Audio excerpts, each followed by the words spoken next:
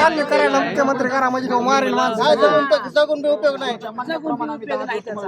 आणि ती सुटल्यावर मारणारच आहे ना. नाही सापडले सगळे आरोपी सोडून द्या. आणि आम्हाला मत नेऊ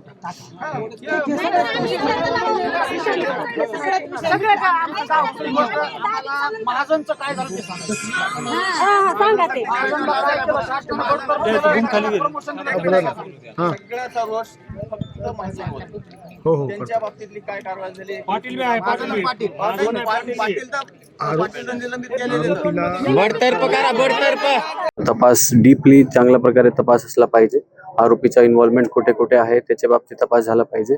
डिटेलमध्ये चर्चा झाली. महिला मंडळीशी सोबत पण चर्चा केलेली आहे, पुरुष मंडळी सोबत चर्चा केलेली आहे आणि नक्की आपला बीड पोलीस तर्फे आमच्या जो एफर्ट्स आहे ते पूर्णपणे 100% एफर्ट चालू आहे. त्याच्यामध्ये जो बाकी उरलेले 3 आरोपी आहेत त्यांना लवकरात लवकर अटक होईल आणि त्याच्यामध्ये आपला जो तपास आहे ते आपण प्रामाणिकपणे करू. 10 दिवसाचं आपण सांगितलं होतं की 10 दिवसामध्ये 10 दिवस लोकांनी आम्हाला सांगितलेलं आहे, तो आपण प्रयत्न केले तर असं पण होऊ शकतं की 10च्या आत पण येऊ शकते. आपला जो एफर्ट आहे 100% चालू आहे. माझी पूर्ण टीम गुन्ह्याच्या पाठीमागचे जे उरलेले आरोपी आहेत त्यांना अटक करण्यासाठी माझी पूर्ण टीम चालू आहे. देशमुख कुटुंबियांनी सर पोलीस संरक्षण मागितलं होतं. 02 मध्ये आयपीसी मध्ये या सगळ्या गोष्टी झाल्या ठीक आहे, सध्या तपास सीआयडी कडे आहे. त्यामध्ये तपासमध्ये कोणतं सेक्शन कुठे आहे, कोणता तपास, त्याच्या बाबतीत मला सांगणं योग्य होणार नाही.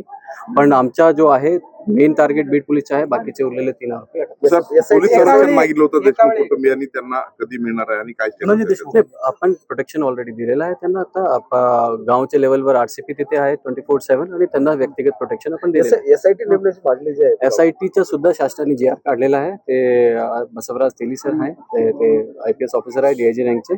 त्यांना एसआयटीचे प्रमुख शासनाने जी आर काढून केले. न्यायालय परिसरामध्ये रात्रगोंधळ घातलेला आहे काही लोकांनी. न्यायालय परिसरामध्ये काल सुरक्षाच्या दृष्टिकोनातून आपण खूप मोठा बंदोबस्त लावला होता जेणेकरून कुठल्याही प्रकारचा लॉ अँड ऑर्डर इथे होऊ नये. तो आपल्या पोलिसांचा भाग आहे आणि आपल्या पोलिसांनी चांगलं काम करून पूर्ण न्यायालयाची प्रोसिजर चांगल्या प्रकारे पार पाडली. हिंदी में सवाल है कि प्रोटेस्टर्स का एग्जैक्टली क्या कहना था और अभी जो उनकी डिमांड है वो क्या पुलिस प्रशासन पूरा कर? प्रोटेस्टर्स का बेसिकली जो अभी प्रोटेस्टर्स का ये कहना था कि इसमें इन्वेस्टिगेशन में जो बचे हुए आरोपी हैं वो जल्दी से जल्दी अरेस्ट हो जाएं.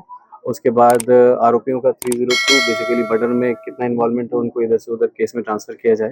तो इसके लिए हमने उनको क्लैरिफाई किया कि जो इन्वेस्टिगेशन है, जो मर्डर में क्या होना है वो सब इन्वेस्टिगेशन अभी सीआईडी के पास है. बीड पुलिस की तरफ से जो बचे हुए 3 आरोपी हैं जिसको हमें अरेस्ट करना है, उसके लिए हमारा पूरा 100% काम चालू है और इसमें आपको हमारा रिजल्ट जल्दी दिखेगा.